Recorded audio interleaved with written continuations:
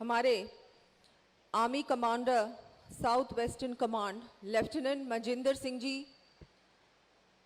हमारे कैबिनेट मंत्री मदन जी दिलावर, हमारे राव राजेंद्र सिंह जी जो हमारे सांसद हैं, हमारी सांसद जयपुर शहर मंजू जी शर्मा, राजेंद्र सिंह जी राठौड़ साहब, श्री शिवपाल सिंह जी नांगल जो हमारे अध्यक्ष हैं श्री भवानी निकेतन संस्था के, हमारे नागेंद्र सिंह जी बग्गर जो उपाध्यक्ष हैं, गुलाब सिंह जी मेड़तिया जो सचिव हैं, हमारे यहाँ हमारे पूर्व सांसद रामचरण जी बोरा साहब,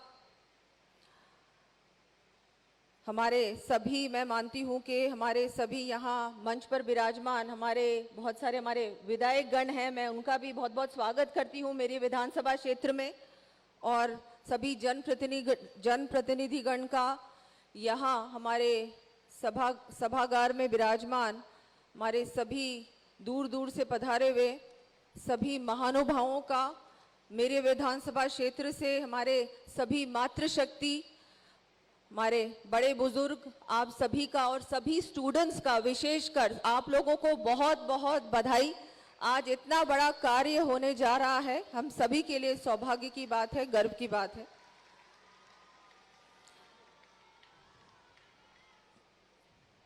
आज हमारे बीच हमारे माननीय रक्षा मंत्री श्री राजनाथ सिंह जी पधारे हैं। श्री भवानी निकेतन शिक्षा समिति एवं ट्रस्ट द्वारा आयोजित नव स्थापित सैनिक स्कूल के उद्घाटन के सुअवसर पर हमारा उत्साहवर्धन करने हमारे बीच पधारे हैं। मैं उनका एक बार फिर से स्वागत करती हूं। मैं इस मंच के माध्यम से हम सभी की ओर से पुनः हमारे माननीय प्रधानमंत्री श्री नरेंद्र मोदी जी और हमारे रक्षा मंत्री श्री राजनाथ सिंह जी का आभार व्यक्त करती हूं कि जिन्होंने हमारे निवेदन को स्वीकार करते हुए मेरे विधानसभा क्षेत्र विद्याधर नगर जयपुर में सैनिक स्कूल स्वीकृत किया, जिसका आज भव्य उद्घाटन समारोह है। भारतीय सेना के शौर्य और बहादुरी का लोहा दुनिया ने माना है। 2014 के बाद देश के प्रधानमंत्री और रक्षा मंत्री ने विश्व के सामने ये साफ कर दिया है कि अब देश में एक मजबूत रक्षा कवच रहेगा, जिसमें एक मजबूत सेना आत्मविश्वास से भरे हुए भारत का परिचालक होगी। ये अब ये एक नया भारत है जो अपनी जमीन पर किसी का दखल बर्दाश्त नहीं करेगा। सरकार जवानों के साथ है और उनकी समस्याओं का समाधान कर रही है। नए साल का मौका हो या फिर दीपावली का त्योहार, हमारे माननीय प्रधानमंत्री मोदी जी खुद जवानों के बीच जाकर समय बिताते हैं और उनका मनोबल बढ़ाते हैं।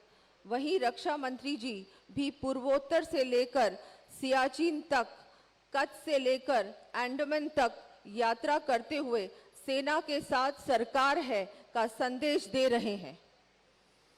मुझे गर्व है कि मैं एक सैनिक की बेटी हूं, जिन्होंने देश की सेवा में अपने साहस का परिचय दिया, और आज मैं आपकी विधायक भी हूं। और हम सभी को मैं बार बार कह रही हूं कि हमको बहुत गर्व है कि आज हमारे माननीय रक्षा मंत्री जी इस समारोह में पधारे हैं और सैनिक स्कूल की सौगात हमारे क्षेत्र को मिली है और राजस्थान को मिली है। ये हर्ष का विषय है कि श्री भवानी निकेतन शिक्षा समिति एवं ट्रस्ट शिक्षा के क्षेत्र में लगातार प्रयास कर शैक्षिक वातावरण उपलब्ध करा रही है, जहां विभिन्न समाजों के विद्यार्थी अध्ययन कर रहे हैं। राजस्थान में बड़ी संख्या में सैनिक परिवार रहते हैं। पारिवारिक माहौल के कारण बचपन से ही सेना में रहकर देश सेवा करने की भावना यहाँ के विद्यार्थियों में देखी गई है। सैनिक स्कूलों में पढ़ने की इच्छा और उत्साह रखने वाले विद्यार्थियों को देखते हुए प्रधानमंत्री श्री मोदी जी ने 2021 में देश में निजी क्षेत्र की साझेदारी से पीपीडी मोड पर 100 सैनिक स्कूलों की स्वीकृति दी थी। ये सैनिक स्कूल विद्यार्थियों को सेना में जाने के सपने को साकार करने में बहुत मदद भी करता है। और मैं मानती हूँ कि ये ऐसा एक कार्य हमारे प्रधानमंत्री जी ने करा है। पहले बीच में ऐसा समय था जब लोग बच्चे सेना में जाने में बहुत बार सोचते थे कि सेना में जाए नहीं जाए, मन में संकोच होता था। लेकिन अब अगर स्कूली शिक्षा भी उसी हिसाब से होगी, स्कूल में ही ये हमारी देशभक्ति की भावना के साथ पढ़ाई भी होगी, तो मुझे लगता है ये बहुत आगे जाके एक बहुत बड़ा एक कार्य है। देश की रक्षा के लिए हमारे प्रधानमंत्री जी ने बहुत बड़ा जो ये कार्य किया है, इतने सारे जो सैनिक स्कूल पूरे देश भर में खुले हैं, इसके लिए मैं उनका बार बार धन्यवाद देती हूँ।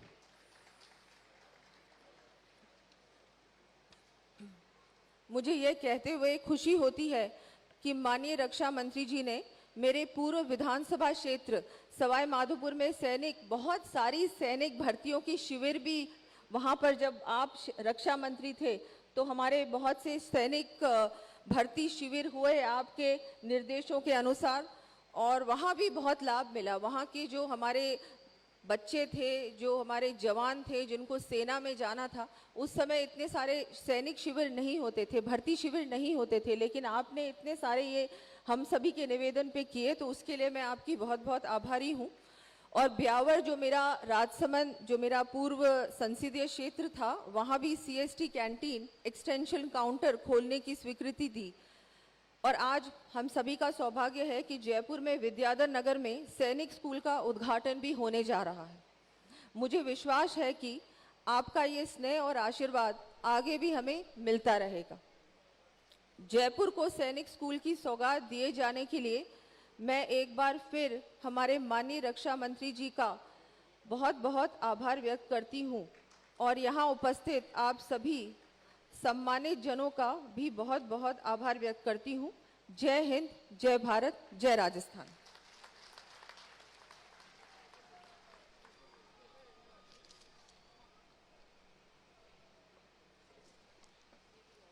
बहुत बहुत धन्यवाद मैम। अब हम अनुरोध करते हैं हमारे मुख्य अतिथि महोदय माननीय श्री राजनाथ सिंह जी, रक्षा मंत्री भारत सरकार से, कि वे अपने आशीर्वचनों से हमें अनुग्रहित करें।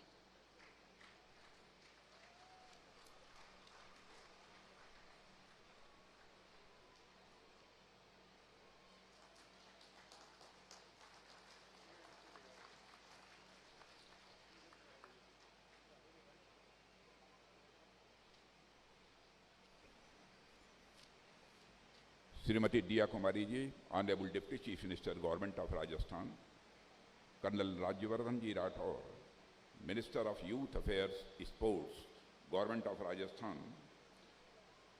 Shrimati Manju ji Sharma, honourable member of parliament Jaipur, Shri Ramcharan ji Bora, पूर्व सांसद, Shri Rajendra Singh ji Rathore, former leader of opposition, lieutenant general Manjinder Singh ji, ABSM, YSM, VCM, and Major General R.S.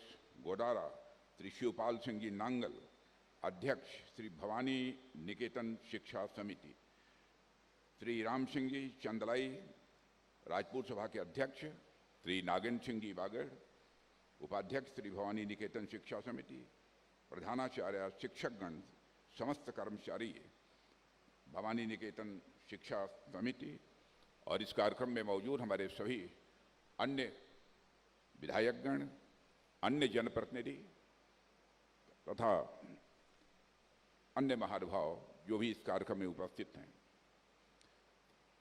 साथियों, मेरे लिए यह सौभाग्य का अवसर है कि सैनिक स्कूल के इनागुरेशन के अवसर पर मैं आप सबके बीच यहाँ पर उपस्थित हूँ।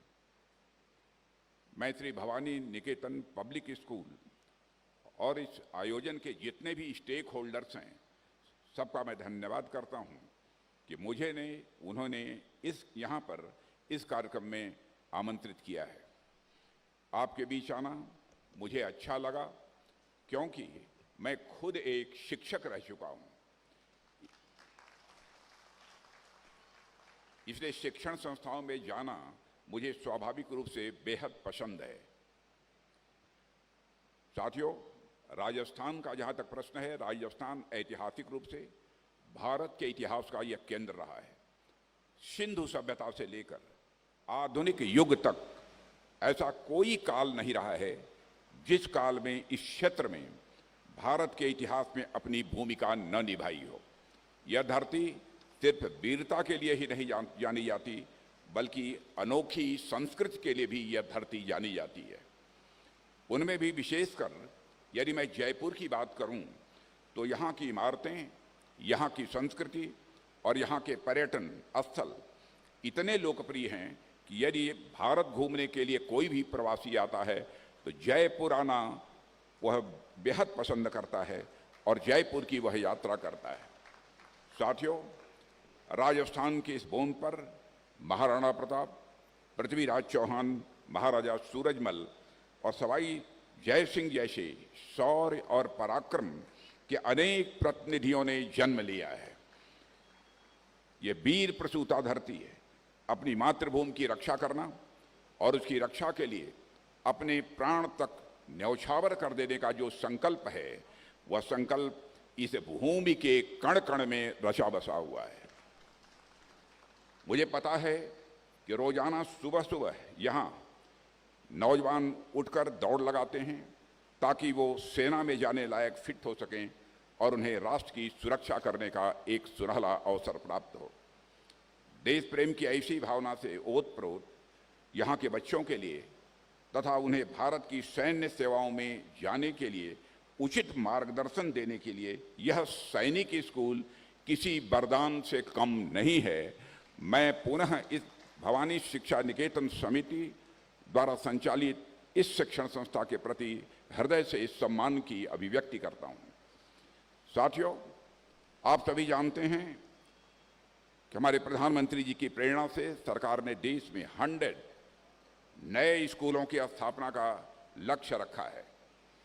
आप में से अनेक लोग यह सोच रहे होंगे कि देश में तो पहले ही कई सैनिक स्कूल रहे हैं, ऐसे में 100 नए स्कूलों की स्थापना को इतने नए तरीके से और इतने अलग तरीके से क्यों देखा जा रहा है।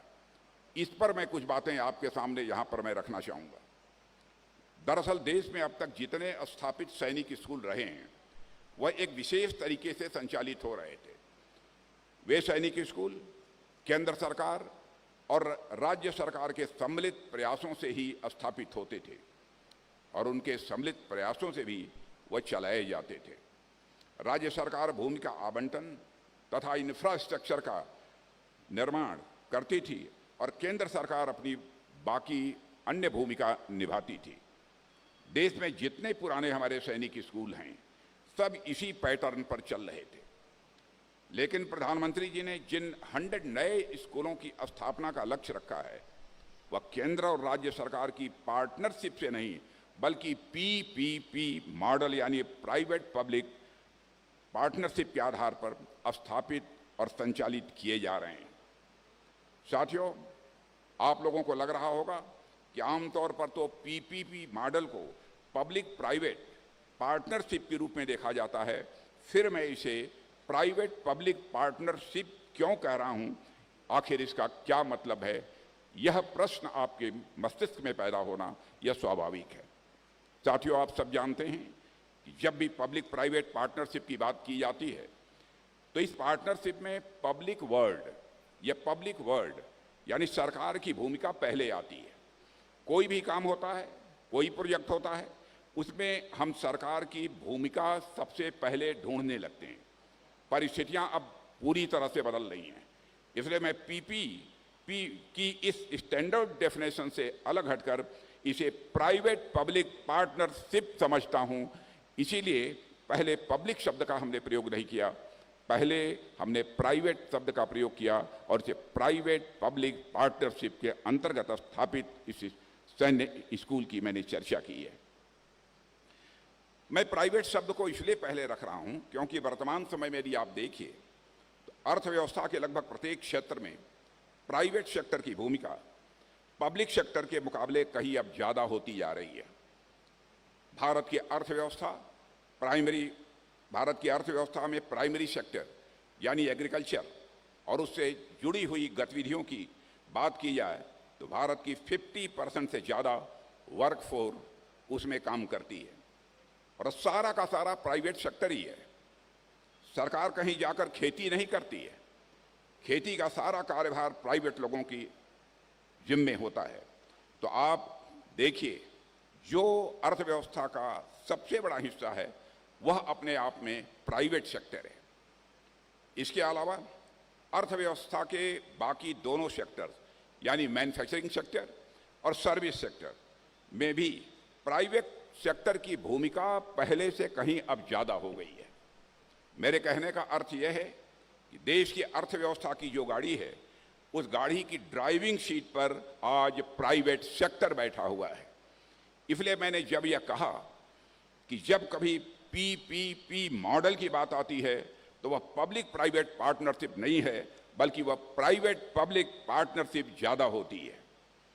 और देश में जिन नए सैनिक स्कूलों की स्थापना हो रही है वह इसी प्राइवेट पब्लिक पार्टनरशिप की आधार पर ही की जा रही है। साथियों, पीपीपी अवधारणा के तहत शिक्षा का जो विकास किया जा रहा है वह मेरी समझ में उपयुक्त इसलिए है क्योंकि इसमें प्राइवेट सेक्टर और पब्लिक सेक्टर दोनों की स्ट्रेंथ एक साथ मिलकर वह काम करेंगे और हमारी आने वाली पीढ़ी को सर्वोत्तम शिक्षा वह उपलब्ध कराएंगे। साथियों, जहाँ तक शिक्षा का प्रश्न है तो शिक्षा को भारत के समाज व राष्ट्र के विकास में सबसे आधारभूत तत्व के रूप में देखा गया है। भारत में शिक्षा का प्राचीन काल से ही महत्व कितना रहा है यह आप सभी अच्छी तरह जानते हैं। हमारे यहाँ प्राचीन शिक्षा प्रणाली ने समाज निर्माण में अपना बहुत ही महत्वपूर्ण योगदान दिया है। इस सच्चाई को भी कोई नकार नहीं सकता है।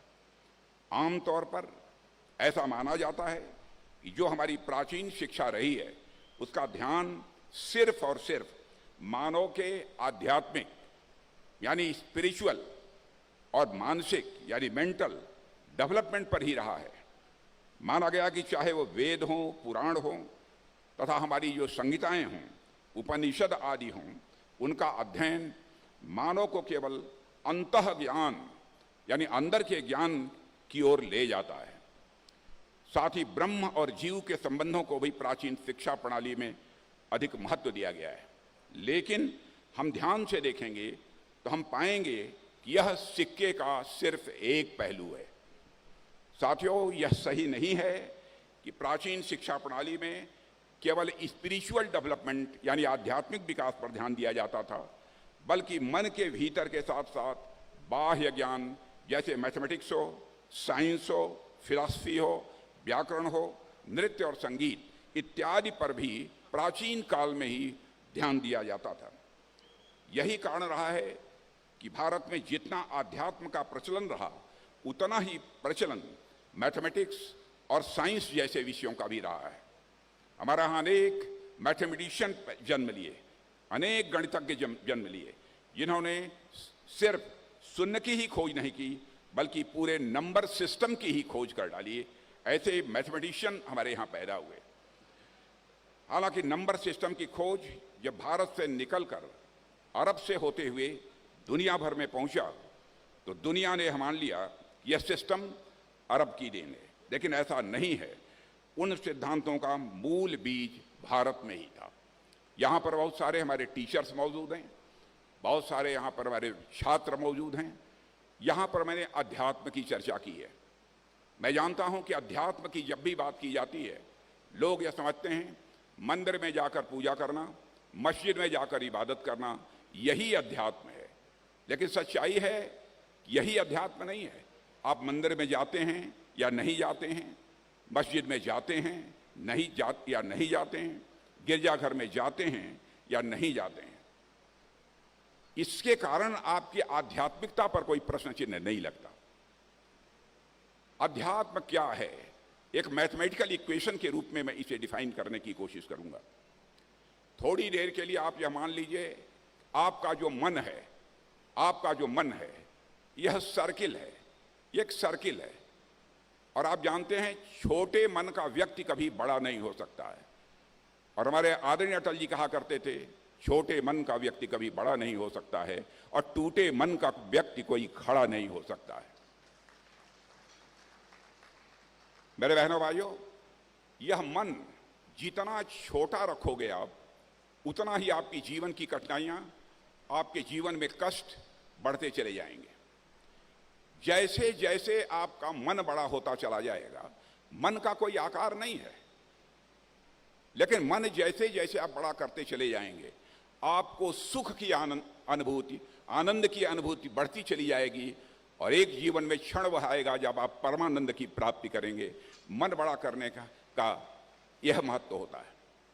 मैथमेटिकल इक्वेशन में इसे डिफाइन करना हो तो मैं बच्चों से कहना चाहूंगा, मैथमेटिक्स वो पढ़ते होंगे, let us consider that your मन इज ए सर्किल। सर्किल है तो उसकी परिधि होगी, उसका सर्कमफेरेंस होगा। जैसे जैसे इस मन के परिधि को, मन के सर्कमफेरेंस को आप बढ़ाते चले जाओगे, उसी रेशियो में सुख आनंद की यह अनुभूति ज्यादा होती चली जाएगी। मैथमेटिकल इक्वेशन में जिसे कहना हो तो हम कह सकते हैं सर्कमफेरेंस ऑफ मन is directly proportional to the magnitude of सुख, सर्कमफेरेंस ऑफ मन is directly proportional to the magnitude of आनंद, सर्कमफेरेंस ऑफ मन इज डायरेक्टली प्रोपोर्शनल टू परमानंद, क्योंकि परमानंद का कोई मैग्नीट्यूड नहीं होता है, कोई आकार नहीं होता, कोई परिणाम नहीं होता।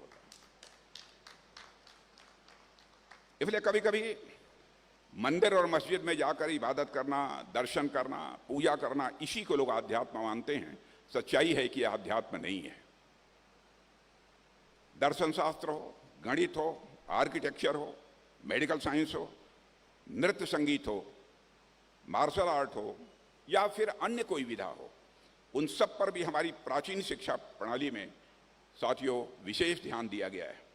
हालांकि यह बात अलग है कि कुछ कारणों से, जैसे मैकाले द्वारा निर्देशित शिक्षा पद्धति हो, या फिर कुछ अन्य कारणों से यह बात दुनिया के सामने नहीं लाई गई कि हमारी प्राचीन शिक्षा प्रणाली का ध्यान मैथ्स तथा साइंसेस पर भी उतना ही था।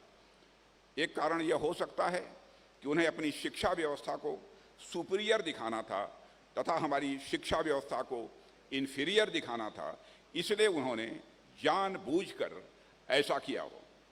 लेकिन ऐसा तो बिल्कुल नहीं है कि हमारा ध्यान सिर्फ दर्शन और अध्यात्म पर था, बल्कि हमारा ध्यान तो गणित के ऊपर था, हमारा ध्यान विज्ञान के ऊपर था, हमारा ध्यान एस्ट्रोनॉमी यानी खगोल शास्त्र पर भी था, हमारा ध्यान तो ज्योग्राफी पर भी था। इन सारे विषयों पर था। साथियों, मेरे कहने का अर्थ है कि हम हमेशा से नॉलेज बेस्ड सोसाइटी रहे हैं, और आज भी हमारा भारत नॉलेज बेस्ड सोसाइटी है। यदि मैं मॉडर्न एजुकेशन की बात करूं तो आप सब जानते हैं कि जब भारत आजाद हुआ तो उस समय हमारी लिटरेसी, साक्षरता का दर अप्रॉक्सीमेटली 15% के आसपास बतलाया जाता है।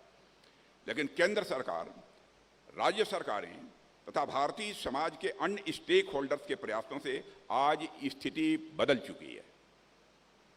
आजादी के बाद से अब तक अनेक सरकारें बदली और सभी ने अपनी नीतियों के अनुरूप शिक्षा व्यवस्था में परिवर्तन करने का प्रयास किया है, पर सभी सरकारों का लक्ष्य एक रहा है कि कैसे नई पीढ़ी का समग्र विकास यानी उसकी पर्सनालिटी का कॉम्प्रिहेंसिव डेवलपमेंट कैसे हो, इस पर बल रहा है। साथ ही और एक नई सशक्त पीढ़ी हमारे भारत में कैसे तैयार हो, उस पर हमारा ध्यान रहा है। आज जब हम नई एजुकेशन पॉलिसी के माध्यम से समाज को एक नई दिशा देने का प्रयास कर रहे हैं, तो सैनिक स्कूल, मैं मानता हूं, इस प्रयास को नई गति देने का काम करेंगे, ऐसा मेरा पक्का विश्वास है। साथियों, श्री भवानी निकेतन एजुकेशन एंड चैरिटेबल ट्रस्ट 1942 से ही समाज की सेवा में कार्यरत है। इनके पास सरकार के साथ मिलकर काम करने का एक बहुत बड़ा अनुभव भी है। 50 एकड़ में फैला हुआ, जो मुझे जानकारी दी गई है लगभग 50 एकड़ में फैला हुआ यह परिसर निश्चित रूप से मैं मानता हूं यहाँ के विद्यार्थियों के पर्सनालिटी के कॉम्प्रिहेंसिव डेवलपमेंट के लिए एक सर्वाधिक उपयुक्त स्थान है। इस सैनिक स्कूल की स्थापना अपने आप में कई कारणों से महत्वपूर्ण है। एक का जिक्र तो मैं आपसे कर ही चुका हूं कि जिस प्रकार राजस्थान के युवाओं में देशभक्त की प्रेरणा है, राष्ट्र की सेवा करने का उनके अंदर जज्बा है, उसको यह सैनिक स्कूल एक गाइडेंस प्रदान करेगा, ऐसा मेरा विश्वास है।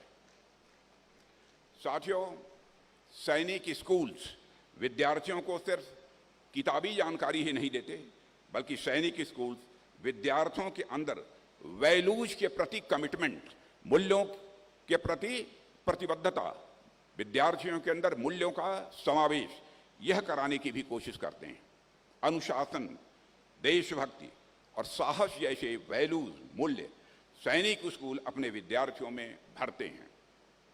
इन मूल्यों के कारण विद्यार्थियों के व्यक्तित्व का जो एक सर्वांगीण विकास, एक कम्प्रिहेंसिव डेवलपमेंट होता है, वह उन्हें देश में को आगे ले जाने के लिए स्वाभाविक रूप से प्रेरित करता है। साथियों, स्वामी विवेकानंद से लेकर महात्मा गांधी, डॉक्टर अंबेडकर, सर्वपल्ली डॉक्टर राधाकृष्णन जैसे महापुरुषों ने शिक्षा का जो स्वरूप अपने समाज के सामने उन्होंने रखा था, उस शिक्षा की ओर आगे बढ़ने में सैनिक स्कूलों में अपनी बहुत ही महत्वपूर्ण भूमिका का निर्वाह किया है। हमारे सैनिक स्कूलों ने देश को अनेक बड़े बड़े व्यक्तित्व दिए हैं। यदि मैं बहुत पीछे न जाऊं तो हमारे वर्तमान इस समय के हमारे army chief general Upendra Dwivedi और navy chief admiral Dinesh Tripathi सैनिक स्कूल से ही इन्होंने अपनी पढ़ाई की है। ऐसे हमारे आर्मी में ही नहीं, आर्मी के बाहर भी बहुत सारे लोग मिलेंगे जिन्होंने कि सैनिक स्कूलों में अपनी पढ़ाई की है। इसके अलावा भी अनेक उदाहरण हैं जो लोग सैनिक स्कूल से पढ़े हैं और दूसरे क्षेत्रों में कैरियर अपनाकर भारत की आज वो सेवा कर रहे हैं। साथियों, वैसे तो बाकी स्कूल्स की तरह सैनिक स्कूल से पढ़े हुए छात्र छात्राएं आगे कोई भी कैरियर चुन सकते हैं। उनकी यदि इच्छा है तो वह आर्म फोर्सेज में जाकर राष्ट्र की सेवा कर सकते हैं या फिर राष्ट्र की सेवा के लिए किसी और माध्यम को वह चुन सकते हैं। सिविल सर्विसेज में जा सकते हैं, डॉक्टर, इंजीनियर, बैंकर या किसी और सेवा को भी वह अपना सकते हैं। वो चाहे किसी भी सेवा में जाएं, लेकिन मुझे पक्का विश्वास है उनके सैनिक स्कूल की लर्निंग्स, उनके सैनिक स्कूल की जो सीख है सदैव उनके अंदर विद्यमान रहेगी, ऐसा मेरा पक्का विश्वास है। साथियों, छात्र भले ही सैनिक स्कूल से निकल जाएंगे, लेकिन सैनिक स्कूल उनके भीतर से कभी नहीं निकलने वाला है, ऐसा मैं मानता हूं। यहां से निकले हुए विद्यार्थी जीवन के किसी भी क्षेत्र में जाएंगे, उनमें अनुशासन उनकी सर्वोच्च प्राथमिकता होगी। वह हर काम को समर्पण भाव के साथ करेंगे। साथियों, इस स्कूल में शिक्षा ग्रहण करने वाले बच्चों से भी मैं बात करना चाहूँगा कि अभी तो आप अपने माता पिता और अपने टीचर्स के संरक्षण में हैं। आपको हर चीज़ बिना खास मेहनत के उपलब्ध हो रही है, पर आगे आने वाले जीवन में आपको अनेक प्रकार की चुनौतियों के लिए खुद को तैयार करना ही होगा। आपको मेहनत करनी होगी और अपने लक्ष्य की ओर लगातार आपको आगे बढ़ना भी होगा। सैनिक स्कूल में आप जितना तपेंगे उतना ही निखर कर आप दुनिया के सामने आएंगे।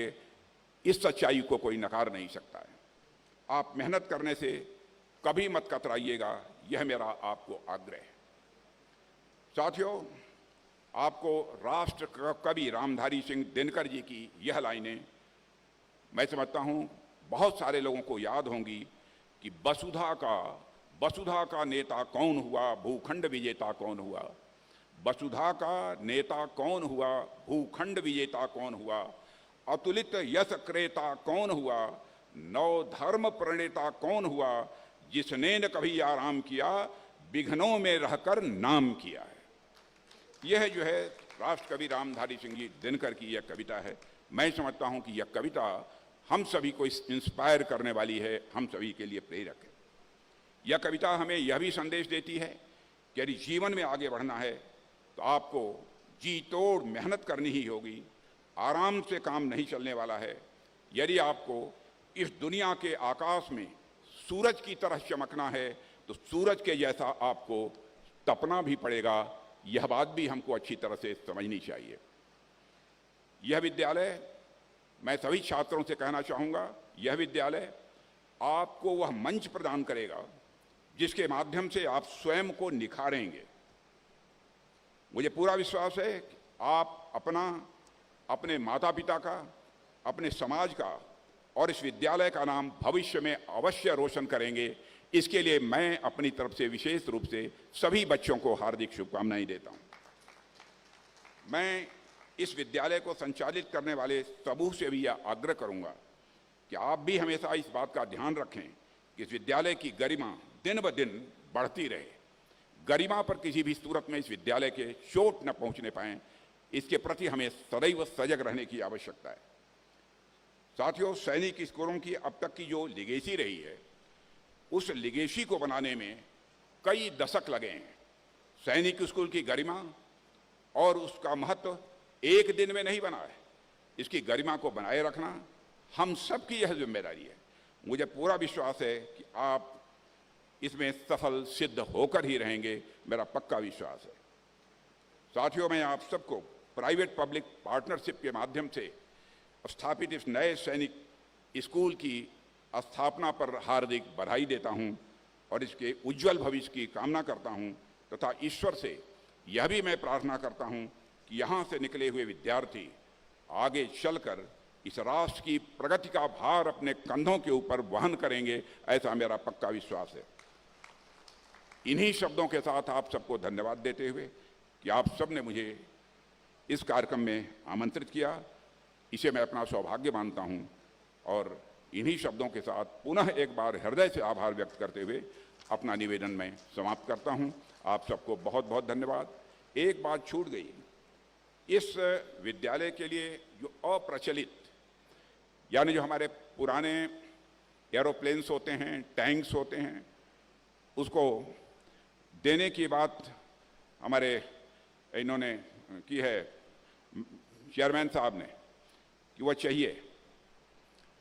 उस संबंध में मैं कहना चाहूँ, आप इसके लिए अप्लाई कर दीजिए। हम निश्चित रूप से भवानी निकेतन शिक्षा समिति को वह जो पुराने हमारे एयरक्राफ्ट हैं अथवा जो कुछ भी संभव होगा हम उसको उपलब्ध कराएंगे। इन्हीं शब्दों के साथ आप सबको बहुत बहुत